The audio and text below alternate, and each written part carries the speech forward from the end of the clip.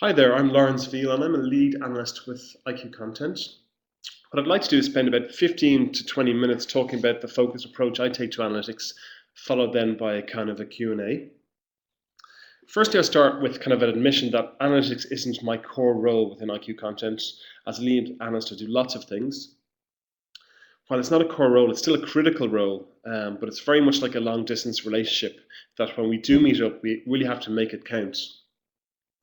Now, it wasn't always like that. When I first embarked on my IT career about 12 to 13 years ago, analytics for me was very much a process intensive task.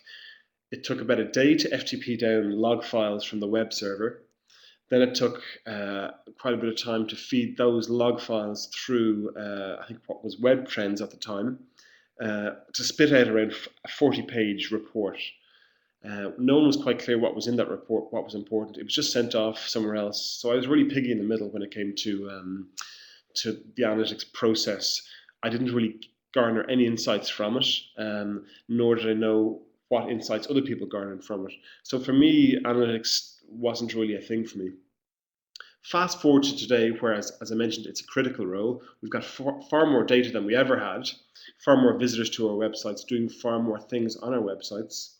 So data is far more accessible now. I don't have to wait those hours and hours to get log files or to get the data. It's pretty much at our fingertips when we need it, give or take an hour or two. So it's directly accessible, but that presents a problem in of itself. There's way too much data and it's becoming increasingly harder to focus on the data that actually matters most. Now this is reflected by a lot of the analytics tools out there. They've got lots of standard reports where really one size fits none. And to get any kind of insight, you've got to start kind of drilling into one report, maybe something about your audience, where they came from is in another section, traffic sources, what they actually do and how they convert is in another section. And really, it's one size fits none. And the impact is really that you've gone fishing when it comes to analytics. You may or may not get lucky and catch something, but most of the time, you're wasting your time. Well, of course, unless you actually enjoy fishing. So to keep the water sports analogy going, the approach I like to take is diving.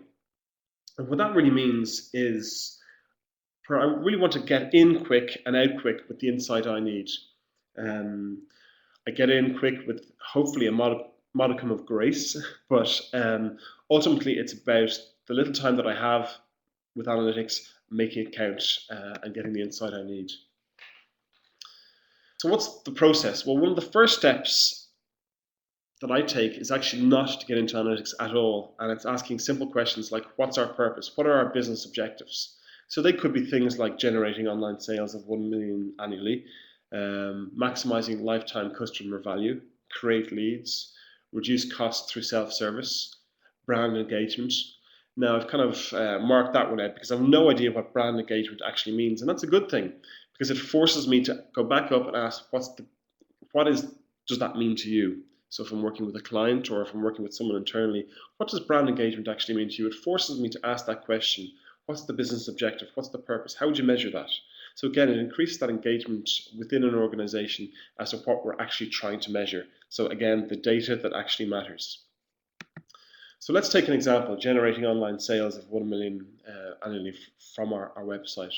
So what does that actually translate into? Well, from that, we can actually drill down into what are measurable KPIs, key performance indicators.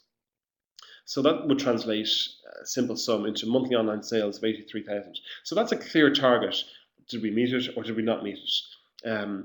But really, when you get into the metrics, that's where the subtleties lie, the nuances. But once I know my top level objective, I can meet that target through the number of transactions, i.e. increasing them, increasing average order value, through the likes of upsell or cross-selling strategies, increasing conversion rate by looking at perhaps at the usability of the site, or increasing visits, so looking at the traffic acquisition. So there's lots of metrics that could matter to that monthly online target of €83,000. But what this does most of all is helps us focus on the things that matter most by asking the kind of the top level objectives questions. So I probably don't need to cover too much of this funnel stuff, but one of the first steps, once we know what our objectives are, is to start mapping out what our funnels are. So that's something we can do by literally looking at our own website and mapping out. So, at the start of a funnel, you've got a step. At the end, you've got a goal. So checkout in the case of online sales. And you've got a couple of steps along the way. So again, different screens that might be adding to cart all the way through to the checkout flow. From there, a bit of housekeeping, you then have to configure analytics. But again, you're configuring based on the stuff that you want to measure. And lastly, some configuration on the e-commerce side, in this case, Google Analytics. So there's some custom configuration that you need to do. And you may need technical help, obviously, for the likes of regular expressions and to implement the Google Analytics tracking, or indeed site catalyst tracking for that matter. So once the configuration is out of the way, it's then time to start looking at your customers in a little bit more detail. They are not all the same. They exhibit different behaviors. There are different types of people coming from different types of places on different types of devices. And the key to understanding customers and their behavior is segmentation. So they might be using branded keywords. So they're people that actually know you. So other branding initiatives that you've taken on are actually working. They visited from mobile devices. They visited from pay-per-click campaigns. So they're paid for traffic, spent if you like. Or that they spent more than 150 euros. So maybe they're customers that we need to kind of pay a little bit more attention to, give them a little bit more love, for example. So once we've segmented, then it's time to start thinking about customizing our reports. So we've done some initial configuration. Now it's time to think about a customized report. So again, that I'm not going fishing into lots of different reports with analytics, but rather I'm going to one single report for one specific question that I might have.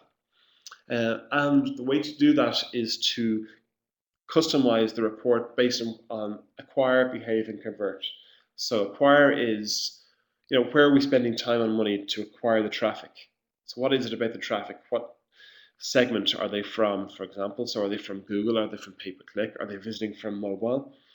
Behave, then what are they actually doing and not doing on the site? So there you've got pages per visit, you've got bounce rates, those kinds of metrics. And then lastly, conversion. Are they actually converting? Are they doing the things that we want them to do on the site? So what they do, what that customized report does is allow us to answer very specific questions. Again, that rather than the fishing, allows me in particular to dive in and dive out of analytics and answer very specific questions. So here's an example of a specific question. Should we invest in mobile? And of course, the obvious answer is probably yes, but we need to back that up with a little bit of research. So here's a screen from Google Analytics where I create a custom report. Now in this case, I'm trying to answer a specific question. Should we invest in mobile?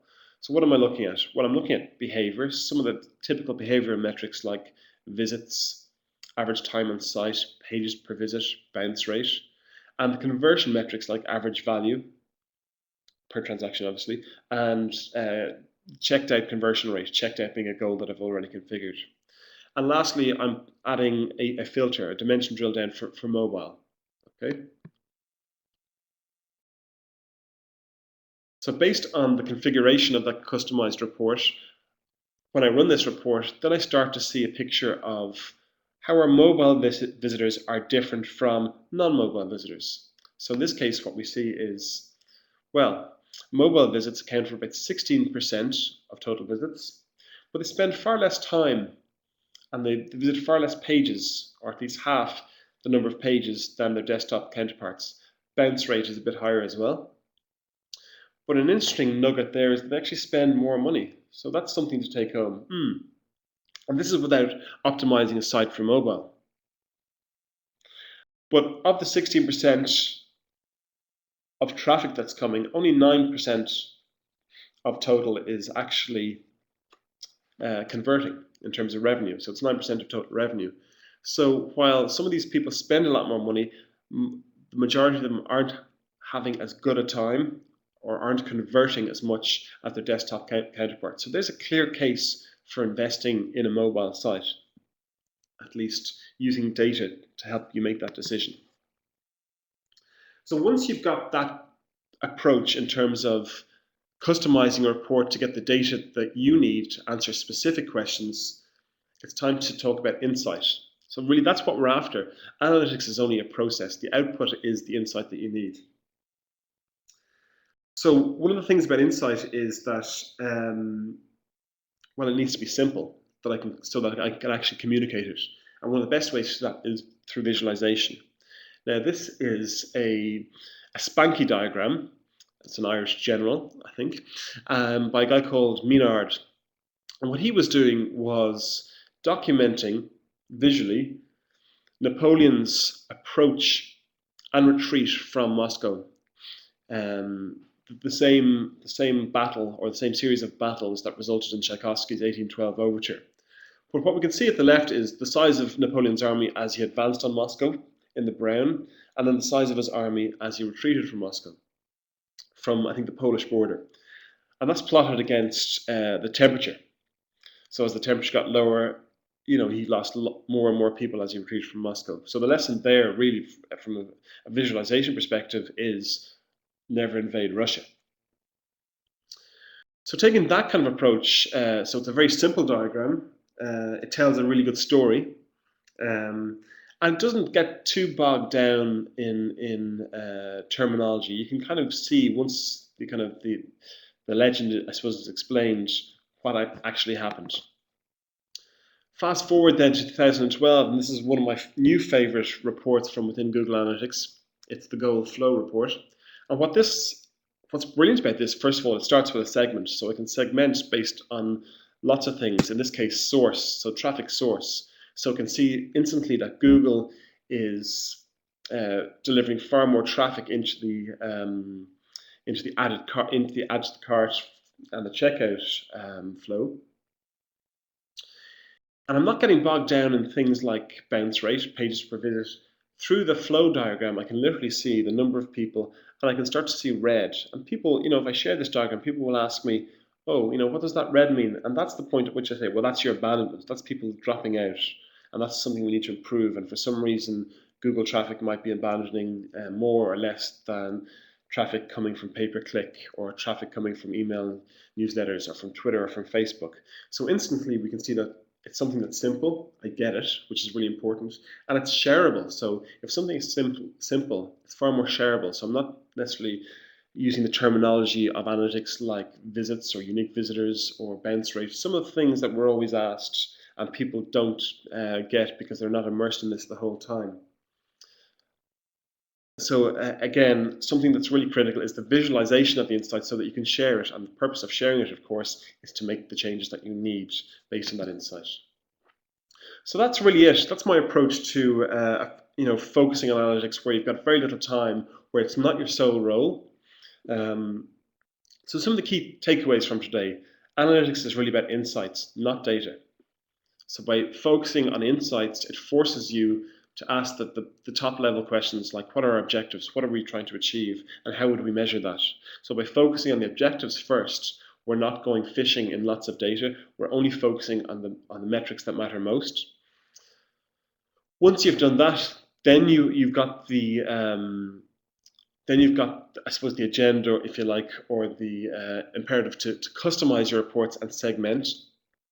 And finally, to visualize which will help you share that insight. So really, that's really, in a nutshell, my approach to analytics. Time for Q&A now. I know it's been quite brief. It's been my first webinar, and I hope you've enjoyed it. So any questions, please fire away, and myself and my colleague Damien will be happy to field them. Cheers.